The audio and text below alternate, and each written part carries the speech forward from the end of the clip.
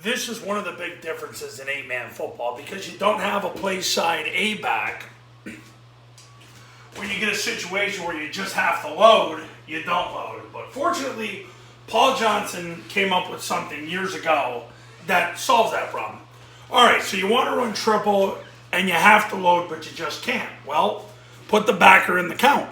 So what happens in eight-man football is if you get an ace call with a play side mic, the guard makes an ace plus, ace plus, ace plus call. What this does is they're going to have the double team where the guard gets his left knee in the crotch, left hand to the stomach, toes north. Center snaps the ball, puts his right knee in the crotch, right hand to the stomach, toes north.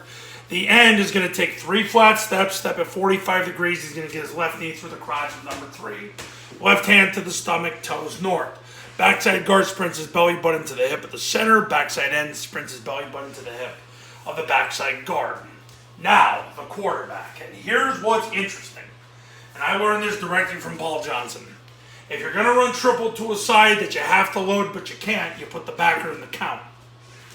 So the quarterback doesn't worry about his eyes on him. His eyes are focused on this guy right here, which theoretically is number 2. He just gets his eyes on the defender touching the end. The quarterback's going to take the snap, jump in the gap, and point the ball.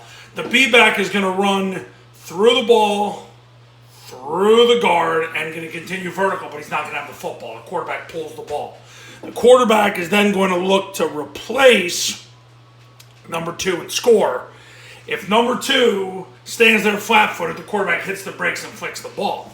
If number 2 takes the dive, well, then what happens is the quarterback pulls the ball, he gets his eyes on number 1, and if number 1 can cancel the quarterback hits the brakes and flicks the ball to the A-back coming around. The A-back, the cadence is down, ready, set, hut. He hammers on the Y and ready, gets 2 steps in the ground, then turns up 2 yards outside the end to catch the pitch, hit the seam, and score.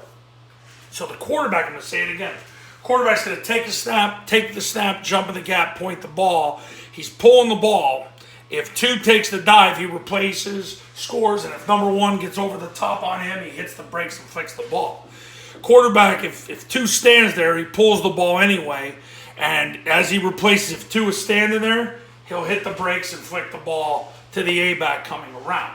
So what ends up happening is most of the time the ball is going to get pitched. The only way the quarterback would keep it is if 2 takes the dive and 1 runs that far over the top to take the pitch. But that's really hard for him to get all the way out there. I mean, he'd have to be screaming running.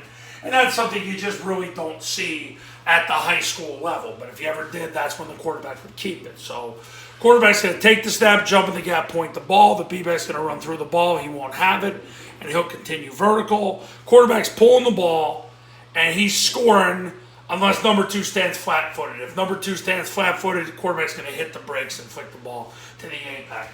And that's how you run triple versus 4-2. It's a situation you have to work in eight-man football.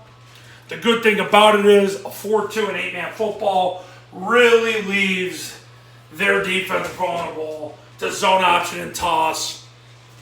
It makes it very difficult. Even if they decide to put number 2 on the B-back and run 1 over the top, it's very vulnerable. The zone dive will just gash them alive. So there's so many answers. And that's why it's very hard in eight-man football for when the defense puts 4 down, they're so vulnerable in other spots, especially horizontally and in the passing game.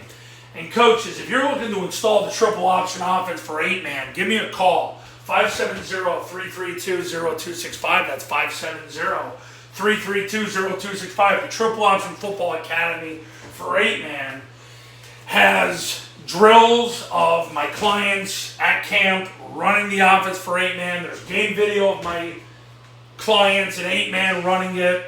It's a special academy for 8-man. It has everything you'd get in 11-man. I do a webinar with you and your staff.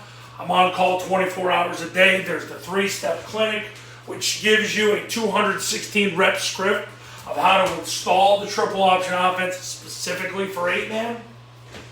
So give me a call, and I'll see you in the next video. Talk soon.